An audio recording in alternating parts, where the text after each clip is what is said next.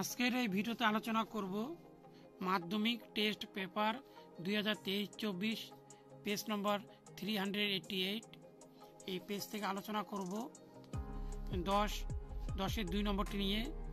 এখানে রয়েছে ত্রিভুজ ABC এর শীর্ষবিন্দু A থেকে BC বাহুর উপর AD লম্ব অঙ্কন করলাম। যদি BD by DA equal DA by DC হয় তবে প্রমাণ করো যে ত্রিভুজ ABC একটি সমকোণী ত্রিভুজ।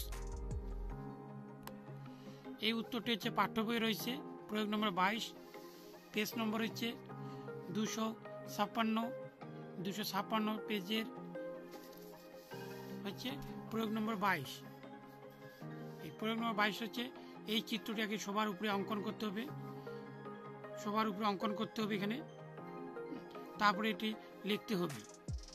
এই অংশটি লেখার কোনো দরকার নেই, এই অংশটি বাদ যাবে, এটি লিখতে হবে না।